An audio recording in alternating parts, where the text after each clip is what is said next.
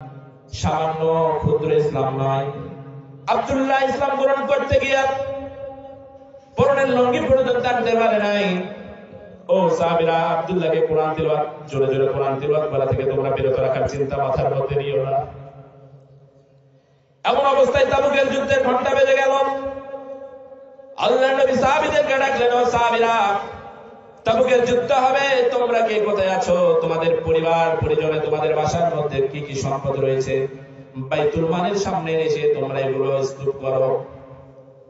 সমস্ত সাহাবীগণ যার বাড়িতে যা ছিল, কেউ 4 ভাগের 3 ভাগ, কেউ 4 ভাগের 2 ভাগ, কেউ 4 ভাগের 1 ভাগ, এমনটি করে সয় সম্পদ যা ছিল আল্লাহ রাসূলের দরবারে এসে পেশ করলেন। আল্লাহ নবী বললেন, আমি আমার আবু বকরকে যেন দেখতে পাচ্ছি না। সাহাবীরা বললেন, ইয়া রাসূলুল্লাহ, আবু বকর বাড়িতে গিয়েছেন। সিদ্দিক আকবর আবু বকর রাদিয়াল্লাহু তাআলা আনহু একটু পরে একটি পুটলির মতো করে কয়েকটা দিরহাম আর কয়েক কেজি গম রাসূলের সামনে সুপর্দ করে দিলেন। সুবহানাল্লাহ। সকলের কাছ থেকে যখন দান নেওয়া হয়ে গেল,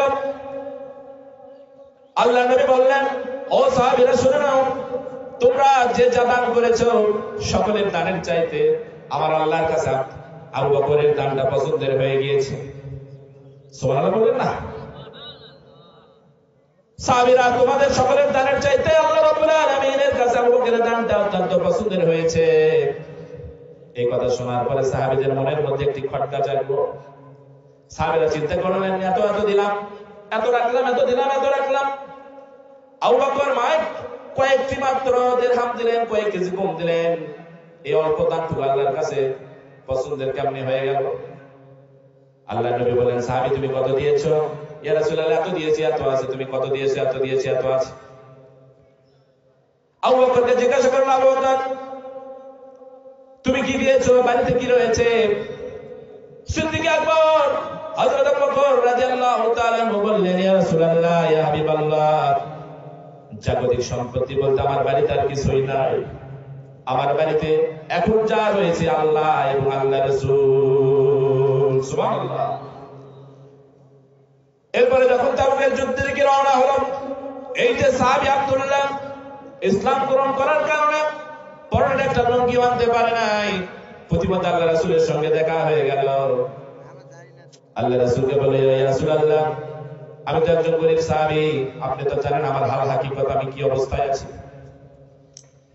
ইয়া রাসূলুল্লাহ, আমি তো তাবুকের যুদ্ধে কোনো অর্থে সাহায্য করতে পারলাম না। ইয়া রাসূলুল্লাহ, আপনি আমার জন্য একটু দোয়া করেন। এই তাবুকের ময়দানে আমি যেন কাফের মুশরিকদের বিরুদ্ধে লড়াই করতে করতে আল্লাহ রাব্বুল আলামিনকে আমি আমার জানটা কুরবান করে দিতে পারি। সুবহানাল্লাহ। আল্লাহ নবী বললেন, আব্দুল্লাহ, তুমি একটি গাছের বাকলা নিয়ে এসো। গাছের বাকলা নিয়ে এসো। আব্দুল্লাহ গাছের বাকলা নিয়ে আসলেন। আল্লাহর নবী গাছের বাকলাটি হাতের সঙ্গে বেঁধে দিয়া তরবারির উল্টো পৃষ্ঠ দিয়ে আঘাত করে বললেন, ইয়া আল্লাহ, আমি তোমার নবী, কাফেরদের জন্য আব্দুল্লাহর রক্ত আমি হারাম করে দিলাম। সুবহানাল্লাহ। এই দোয়া যখন আল্লাহর নবী করলেন, আব্দুল্লাহ হাউমাউ করে কান্নাকাটি শুরু করলেন। বললেন, ইয়া রাসূলুল্লাহ, আমি আপনার কাছে চাইলাম কি, আপনি দিলেন কি? আল্লাহ নবী বললেন, ও সাহাবী আব্দুল্লাহ, তুমি মনে রাখবে, এখন যদি তুমি জ্বরে আক্রান্ত হয়ে বাড়িতেও মারা যাও, তুমি যদি আক্রান্ত হয়ে জ্বরে বাড়িতেও মারা যাও, ইন্তেকাল করো, আল্লাহ রাব্বুল আলামিন তোমাকে শাহাদাতের মর্যাদা দান করবে। সুবহানাল্লাহ। আল্লাহ দেখেন অন্তর। আল্লাহ কি দেখেন? অন্তর।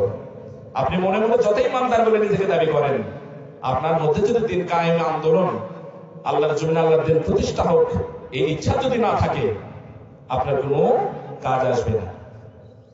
এরপরে যখন কয়েকদিন পর আল্লাহর নবীর কাছে খবর গেলেন আব্দুল্লাহ জ্বর আক্রান্ত হয়ে ইন্তেকাল করেছেন, আল্লাহ নবী বললেন, তোমাদের ভাই আব্দুল্লাহর জন্য কবর খনন করো। কবর খনন করা হলো। সন্ধ্যাবেলা হয়ে আসলো, চারিদিক থেকে অন্ধকার নেমে আসলো। কবরের মধ্যে মধ্যে যে ব্যক্তিটি নামিয়ে আসে কেউ নয়, জনাবে মুহাম্মদ রাসূলুল্লাহ সাল্লাল্লাহু আলাইহি ওয়াসাল্লাম। সন্ধ্যা হয়ে গিয়েছে, হাতের মধ্যে লুণ্ঠন নিয়ে বাতি নিয়ে যে দুইজন ব্যক্তি কবর পাড়ে দাঁড়িয়ে রয়েছেন, সে আর কেউ নয়, হযরতে আবু বকর এবং হযরতে ওমর। আল্লাহর নবী কবরের মধ্যে আব্দুল্লাহর লাশটাকে নেওয়ার জন্য করে দাঁড়িয়ে রয়েছেন। আল্লাহর নবী বললেন, ও সাহাবীরা, তোমাদের এই ভাইয়ের সঙ্গে তোমরা আদব করো। আব্দুল্লাহর লাশটা যখন আল্লাহর রাসূল হাতের মধ্যে নিয়ে কবরের মধ্যে শায়িত করে দিয়ে দিলেন, দাফন কার্য শেষ হয়ে গেল। দাফন কাপড় শেষ হয়ে গেল। আল্লাহর নবী দোয়া করছেন, হে আল্লাহ, আজকে সন্ধ্যা পর্যন্ত আমি আব্দুল্লাহর উপর সন্তুষ্ট ছিলাম, খুশি ছিলাম। আল্লাহ গো, আমি আব্দুল্লাহর উপর খুশি ছিলাম, তুমি আল্লাহ আব্দুল্লাহর উপর খুশি হয়ে যাও। সুবহানাল্লাহ। পাশে দাঁড়িয়েছিলেন আব্দুল্লাহ ইবনে মাসউদ রাদিয়াল্লাহু তাআলা আনহু, চিৎকার মেরে কেঁদে উঠলেন, বললেন, আল্লাহ গো, আজকে যদি এখানে আব্দুল্লাহর লাশটা না হয়ে আমার লাশটা হতো, আমার কপালটা কতই ভাগ্যবান হয়ে যেত। সুবহানাল্লাহ। সম্মানিত উপস্থিতি, আজকে ইসলামের